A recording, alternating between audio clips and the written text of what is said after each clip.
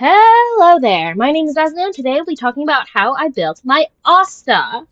She has 5,407 HP, 1,580 attack, 1,095 defense, 151 speed, 23 over 61 crit rate crit damage, 27 break effect, 119 energy regeneration rate, 19 effect hit rate, 7 effect resistance, 22 fire damage bonus. Those are her stats. Con-wise, I have her on Dance, Dance, Dance. I personally think this is one of the best, given it assists her in doing, in doing her job. When the wearer uses their ultimate, all allies' actions are advanced forward by 16. I think For Tomorrow's Journey is also a pretty good one. It increases the damage she does. And that's basically it. It just helps her do a little more damage. Memories of the Past, I believe that's this one, is another one if you want to give her a little more break effect. And then it'll also allow her to get a little more energy.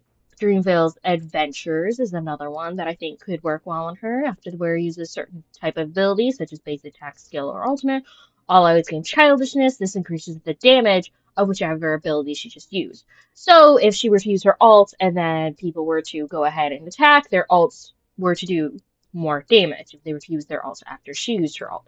Meshing Cog is another one that could work well. It just really helps her get additional energy, along with Chorus, which just allows her to help increase the attack of people who have the same element, same type. No, it just helps increase the attack. And then Meditation. Upon entering battle, increase speed of all allies by 20, so this helps at the start of the battle to have everyone go a little faster. I personally think Dance Dance Dance is the best.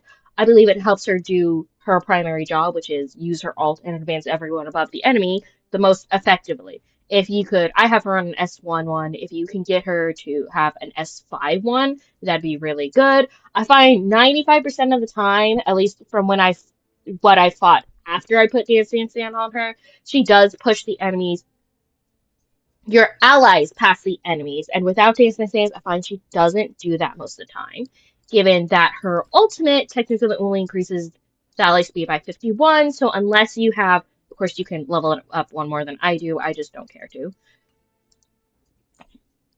which doesn't always advance them above the enemy. Now, it does increase their speed for 2 turns, so they retain that speed for 2 turns. Retain that speed for 2 turns. Now, let's go over what traces I think you should level first. I think you personally always do the roundabout ones first, as you can. Asta, I would say start with this one, because if you're running her in a fire team, this is really useful, giving an additional 18% fire damage bonus. So I think that is really, really solid.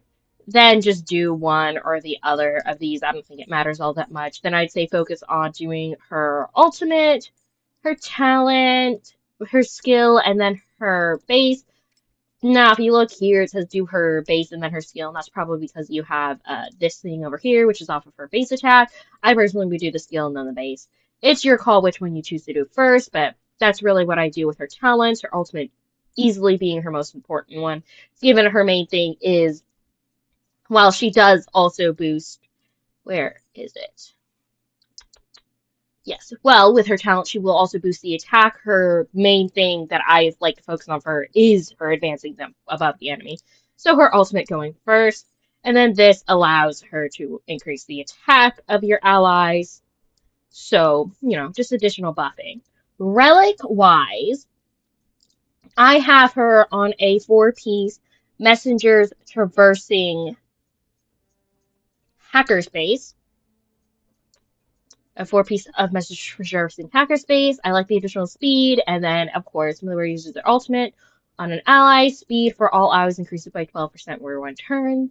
This effect cannot be stacked. It just, again, it helps her do what her primary purpose is, which is advance forward your allies.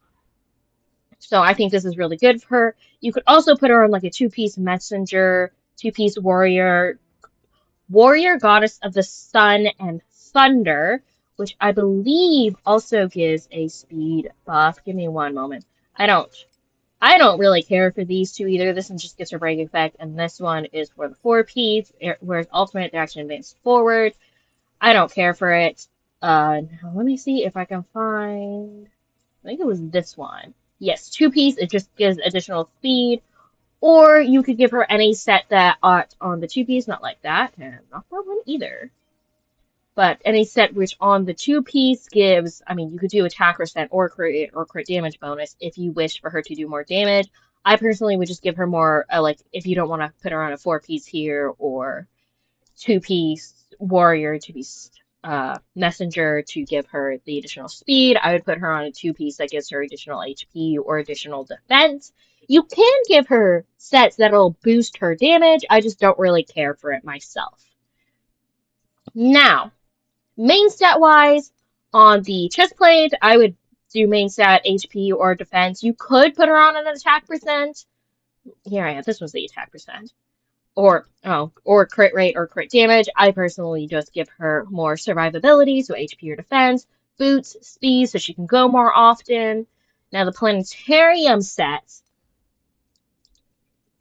sometimes I forget to write down planetarium sets, but I do think Fleet of Angels is really good for her. It increases the wearer's max HP, which is really nice, and then when their speed is 120 or higher, all of his attacks is increased by 8. I find that's really good for her.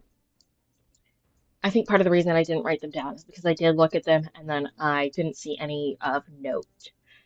This one increases energy regeneration rate, speed is 120 or higher, the wearer's action is increased forward at the beginning of the battle. I personally don't care for that one. And then effect resist plus 10, and then when the wearer's effect resistance 30 or higher, all eyes crit damage. So this one's just another supporting set. I personally find this one's really good because it gives her more HP and it allows her to buff the team. You could probably also put her on like a fire damage bonus set if you want. Again, if you want her to do more damage. Now for the main sets, I would just put her on HP and defense and then an ER for the rope so she gets her ult up more often. Oh, and then, yeah, I already said speed for the boots. And then substat-wise, I would mostly just put HP and defense. You can give her more attack, crit rate, or crit damage. I personally would just focus on HP and defense. Now, Eidolon-wise, her E1 is that upon using her skill, it does 1 more bounce. Her E2 is when using her ultimate. Asta's charging stats, which is what allows her to give her attack buff, will not be reduced in the next turn. She gets them reduced every turn. As you can see, after using her ultimate, Asta's charging stats will be reduced. So that's pretty good. Her E3, typical of every single unit, the skill and talent gets increased. Well, I don't know if it's not skill and talent, but something gets increased by 2. Are they all skill and talent? I don't know. Anyway, her E4, Asta, her energy regeneration rate is increased by 15, and when she has her energy regeneration rate is increased by 15 when she has 2 or more charging stats. So 2 charging stats, more energy regeneration rate. Her ultimate E5, ultimate and basic, get more levels. Her E6 is her if she loses 1 less charging stack, one less charging stack is lost each turn she has. So she just retains more charging stacks, which allows her to keep that attack buff more. Now, team-wise, Asta really can fit in any place you would put Robin. She doesn't give the follow-up attack buff like Robin does. So she's less useful for follow-up attack people, but she does give a fire damage bonus, which is why I have her in a team with Firefly. And then gives fire damage bonus. Lots of fire characters in this.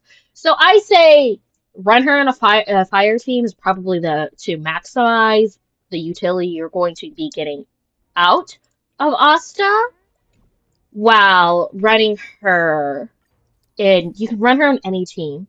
She is just a speed buffer, and then she buffs attack, which most teams are going to find useful. Fire teams are the ones she's the most utility for, given she does give a buff towards them as well. Her team comp really isn't all that complicated. She's a support, so she really fits into anywhere, as long as she can support it adequately. Now let me make sure the auto's not on, turn that off. because I want to make sure you can see her ultimate in its work. As you can see, it's going to advance everybody above Cocolia, and now they can all attack. Now, I will say she doesn't always, I believe I did already say that, but she doesn't always advance people above Cocolia. She's a solid speed buffer, but unlike most other speed buffers, she doesn't allow immediate action. Well, given she came out at the start of the game, she is significantly not as good as the rest of the speed buffers. But you'll find that sometimes, especially if they just gave themselves a speed buff or something along those lines, I can see here her charge stacks. If she just gave herself, if the enemy just gave themselves a speed boost, so as you can see all the things here, she could easily push people above Cocolia here. But if Cocolia had much lower, these guys were just debuffed, there's a decent chance that Asta wouldn't actually be able to push them above Cocolia in that case. Because as she's honestly a decently solid speed buffer as long as you put the right stuff on her. But she can easily not pass. Because for the longest time before I got my Robin, Asta was let's see. They might kill her before I get to use Asta's ult again. But anyway. But for the longest time, I used Asta before I got myself a Robin. I'm gonna go ahead and use her. Actually, I think everyone's already above, so this doesn't do much. But Asta I used for the longest time, and there's a good handful of times where she wouldn't force them above the enemy. Now, granted, I didn't have Dance, Dance, Dance on her at that time, because this was very early game. So, my Asta is technically much better built than when I was using her. But when I was using her, it was quite often that she wouldn't actually force my allies above the enemies. Typically, she'd at least get one person above them, but she wouldn't always do that. Sometimes the speed difference was too much because, unlike everybody else, it's not they take immediate action. It's she boosts their speed for 2 turns. But I think overall, Asta's a really good pick if you want to run 2 teams with speed buffer that will buff the whole team. So, like, you know, you have Robin, but you want your other team to have someone to advance for the whole team. Asta's a solid. Asta's your only other pick. There's only 2 characters that do it. It's her and Robin. So if you don't have Robin, Asta is honestly a solid pick to put in wherever that plays. She's not as good, but she also came out at the start of the game, and she's a 4-star. So I think Asta's honestly really good for when she came out and what she is. And I think as long as you build her properly, she could hold up maybe decently well. I don't know. I only used her against Cocolia, and I haven't used her against any significant enemy in a while. So, but Asta's not exactly a terrible unit, at least in my opinion. I think she could still hold up, and if you need someone to buff your old team's speed, she could do really well. Anyway, thank you all for watching. And actually, I just had a thought. If you have a buff that requires them to be above a certain speed threshold, and they don't have that speed threshold, you can use Asta's ult to give them additional speed. Anyway, thank you all so much for watching. If you enjoyed the video, please leave a like. If you want to see more of this type of thing, please subscribe. And may you have a blessed rest of your day.